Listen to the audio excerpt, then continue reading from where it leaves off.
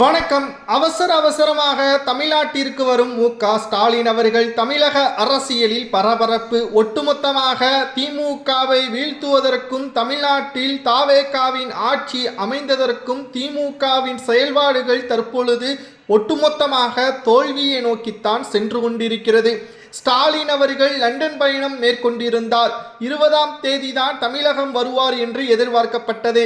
ஆனால் செந்தில் பாலாஜி அவர்கள் தலைமறைவாக இருப்பதும் தாவேகாவிற்கு குதிரை பேரம் நடத்த திமுக சதி திட்டம் நடைபெற்றதாக கூறப்பட்டு நீதிமன்றத்தில் அவசர வழக்காக தொடரப்பட்ட நிலையில் தற்பொழுது திமுக தேர்தலில் போட்டியிடுவதற்கு தடை விதிக்கப்படலாம், திமுகவின் எம்எல்ஏக்களது பதவியை தேர்தல் ஆணையம் ரத்து செய்து முடிவுகளை வெளியிடலாம் என்று இக்கட்டான சூழலில் திமுகவின் தலைவர் தற்பொழுது லண்டன் பயணம் சென்றிருப்பது திமுகவின் தொண்டர்களுக்கு அதிர்ச்சியை ஏற்படுத்தியுள்ளது.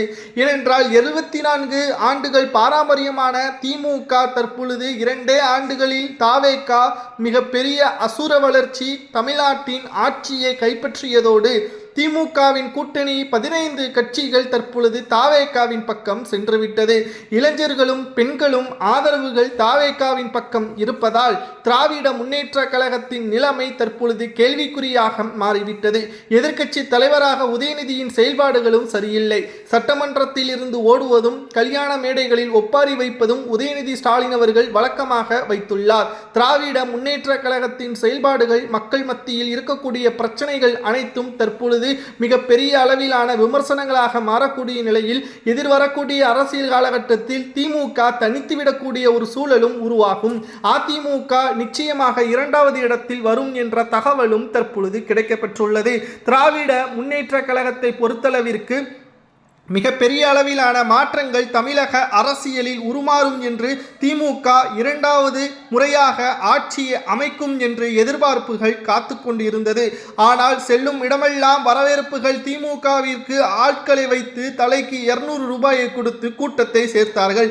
தேர்தல் முடிவுகளை பார்த்து கண்ணீர் விட்டு டிவியை உடைத்த உதயநிதி அவர்கள் விஜய் அவர்களை முதல்வராக பொறுப்பேற்க என்னால் ஏற்றுக்கொள்ள முடியாது என்ற குற்றச்சாட்டுகளையும் முன்வைத்தார் உதயநிதி அவர்கள். தாவேகா ஆட்சி அமைக்காமல் இருக்க உதயநிதி அவர்கள் அதிமுகவின் தலைமையை ஏற்று வெளியே இருந்து முழுமையான ஆதரவுகளை கொடுப்போம் என்றும் ஒட்டுமொத்த நிர்வாகிகளிடமும் பேசினார். ஆனால் அது தோல்வியில் தான் முடிந்தது. மேலும் திமுக ஆட்சி அமைக்க வேண்டும் என்பதற்காக 180 கோடி குதிரை பேரம் தாவேகாவின் 10 எம்எல்ஏக்களிடம் பேசி வசமாக சிக்கி தற்பொழுது நீதிமன்றத்தை நாடக்கூடிய வகையில் அமைந்துவிட்டது. தேர்தல் ஆணையம் இந்த விவகாரத்தை கையில் எடுத்துள்ளது. ஒரு கட்சியை கலைப்ப வேண்டும் என்பதற்காக குதிரை பேரம் நடத்த திட்டமிட்டுள்ள கட்சிகள் மீது என்னவெல்லாம் நடவடிக்கை எடுக்கலாம், அந்த கட்சியின் அங்கீகாரம் ரத்து செய்யப்படலாம், தேர்தலில் போட்டியிடுவதற்கு தடை விதிக்கப்படலாம், அந்த கட்சியில் இருக்கக்கூடிய எம்எல்ஏக்கள் பதவிகள் பறிக்கப்படலாம், மேலும் அவர்களுக்கு சிறை தண்டனை கூட கொடுக்கப்படலாம் என்ற விதிகளின் உட்பட்டு தற்பொழுது ஸ்டாலின் அவர்கள் அவசரமாக தமிழகம் வந்தால் மட்டும்தான் இந்த பிரச்சனைகளை முடித்து வைக்க முடியும். திராவிட முன்னேற்ற கழகம் 74 ஆண்டுகள் பாரம்பரியமிக்க கட்சிகள் தற்பொழுது தலைமறைவாக இருக்கக்கூடிய செந்தில் பாலாஜி ஒரு பக்கம், லண்டனில் இருக்கக்கூடிய திமுகவின் தலைவர் ஒரு பக்கம், துபாயில் இருக்கக்கூடிய உதயநிதி ஒரு பக்கம் தற்பொழுது சுக்குநூறாக திமுகவை உடைத்தே விட்டார்கள் என்ற தகவலையும் தற்பொழுது நம்மால் பார்க்க முடிகிறது. 2026 சட்டசபை தேர்தலில் 2.0 ஆட்சி அமைத்து ஊழலை 20 லட்சம் கோடியாக உயர்த்தலாம் என்று எதிர்பார்த்த ஸ்டாலின் அவர்களுக்கு தற்பொழுது ஆட்சி கவிழ்க்கக்கூடிய நிலைமைக்கு நிர்வாகிகள் மட்டும்தான் இதற்கு முழுமையான காரணம். ஒவ்வொரு தொகுதிகளில் நாம் ஏற்கனவே கூறியபடி 200 கோடிகள் கட்சி நிதி கொடுக்கப்பட்டு ஒவ்வொரு எம்எல்ஏக்களும் கூட்டணி எம்எல்ஏக்களும் சரி திமுகவின் வேட்பாளர்களும் சரி வெற்றியடைய வேண்டும் என்பதற்காக உழைக்க வேண்டும் என்பதற்காக கட்சியின் நிதிகளை வாரி இழைத்தார் மு.க.ஸ்டாலின் அவர்கள். ஆனால் கிட்டத்தட்ட திராவிட முன்னேற்ற கழகத்தின் நிர்வாகிகள் நாம் தான் வெற்றியடைவோம், மக்களுக்கு பணத்தை கொடுக்க வேண்டிய அவசியம் இல்லை என்று கூறி தற்பொழுது ஒட்டுமொத்தமாக கையாடல் செய்த காரணத்தினால்தான் தற்பொழுது தாவேகாவிடம் குதிரை பேரம் நடத்தக்கூடிய வகையில் அமைந்துவிட்டது. குதிரை பேரத்தையும் ஒழுங்காக நடத்தினார்களா?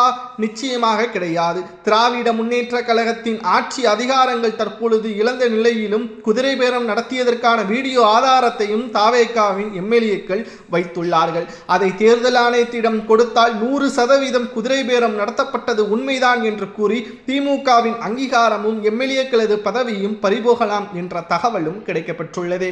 விஜய் அவர்கள் கரூருக்கு செல்லக்கூடாது, சிபிஐ வழக்கு நடைபெற்றுக் கொண்டிருக்கிறது என்று திமுகவினர்கள் புகார்களையும் கொடுக்கிறார்கள். இதற்கு முன்னால் கரூருக்கு முதல்வர் விஜய் அவர்கள் செல்லவில்லை என்று கூறினார்கள். இப்பொழுது கரூருக்கு முதல்வர் விஜய் அவர்கள் செல்கிறார் என்று கூச்சலிடுகிறார்கள். எதற்கெடுத்தாலும் அரசியலாக பார்ப்பது நிச்சயம் தவறு. திமுகவினர்களது சுயநலம் என்ன தெரியுமா? ஆளும் கட்சியாக விஜய் அவர்கள் வந்ததை ஏற்றுக்கொள்ள முடியாத ஒரு சூழலில் தற்பொழுது திமுக இருக்கிறது. ஸ்டாலின் அவர்கள் மீண்டும் முதல்வராக வர வேண்டும் என்றால் மக்களுக்கு நன்மையை செய்ய வேண்டும். தவறு செய்த மாஜி அமைச்சர்கள் மீது நடவடிக்கை எடுத்திருக்க வேண்டும். ஆனால் எதையும் செய்யாமல் 5 ஆண்டுகள் பொம்மை முதல்வராக செயல்பட்ட ஸ்டாலின் அவர்கள் தற்பொழுது ஆட்சி அதிகாரங்கள் இழந்த பிறகு மக்களிடம் தற்பொழுது கைகட்டி வேண்டிக் கொள்கிறேன், என்னை மீண்டும் முதல்வராக தேர்வு செய்யுங்கள், நீ மீண்டும் தேர்தல் நடைபெற்றால் மீண்டும் திமுக 200 தொகுதிகளை கைப்பற்றும் என்று கூறுகிறார். ஆனால் உண்மை கள நிலவரம் என்ன தெரியுமா? 10 இடங்களை கூட திமுகவால் கைப்பற்ற முடியாது. ஏன் நடைபெறக்கூடிய 7 சட்டமன்ற இடைத்தேர்தலில் திமுக போட்டியிடட்டுமே, அதில் ஒன்றிலாவது திமுக முழுமையான வெற்றியை பெறுகிறதா என்று பார்ப்போம். 1% கூட இடைத்தேர்தலில் திமுக வெற்றியடையாது. 5 தொகுதிகளில் அதிமுக வெற்றியடையலாம், 2 தொகுதிகளில் தாவேகா வெற்றியடையலாம், அல்லது 4 தொகுதிகளில் தாவேகா வெற்றியடையலாம் என்ற கருத்து கணிப்புகள் தான் சமூக வலைதளங்களில் முன்வைக்கப்பட்டு வருகிறது. திமுக கூட்டணிகள் 25 கட்சிகள் கூட்டணியில் இருந்த பொழுது திமுக தோல்வியை தான் தழுவியது. தற்பொழுது தன்னந்தனி மரமாக தவிக்கவிட்ட கூட்டணி கட்சிகள் தனித்து நிற்கக்கூடிய திமுகவால் 1% கூட முழுமையான வெற்றியை பெற முடியாத தகவலும் தற்பொழுது கிடைக்கப்பெற்றுள்ளது. 2026 சட்டசபை தேர்தலில் அடைந்த தோல்வி, அதிலிருந்து மீண்டு வர முடியாமல் குதிரை பேரத்தை நடத்தி திமுக ஆட்சி அமைத்து விடலாம் என்ற எண்ணம் தற்பொழுது தோல்வியில் முடிந்ததோடு குதிரை பேரம் நடத்தப்பட்டதற்கான ஆவணங்களையும் தற்பொழுது சேகரித்து விசாரணையின் வளையத்தில் செந்தில் பாலாஜி, அவரது தம்பி அசோக்குமார், கரூர் கும்பல்கள் அனைவரையும் வாக்குமூலங்களை கரூர் கும்பல்கள் கொடுத்துள்ளனர். இதனால் நேபாளத்திற்கு அருகில் உள்ள கிராமத்தில் தலைமறைவாக செந்தில் பாலாஜியும் அவரது தம்பியும் இருப்பதாக கூறப்படுகிறது. தேர்தல் ஆணையம் இந்த வழக்கை கையில் எடுத்துள்ளது.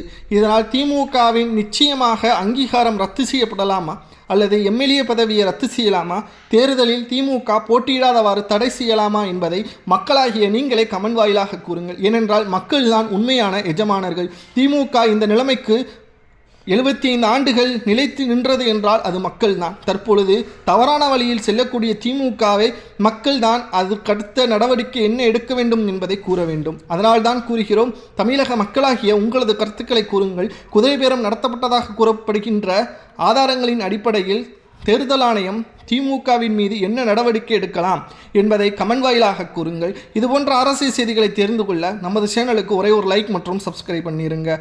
நன்றி, வணக்கம்.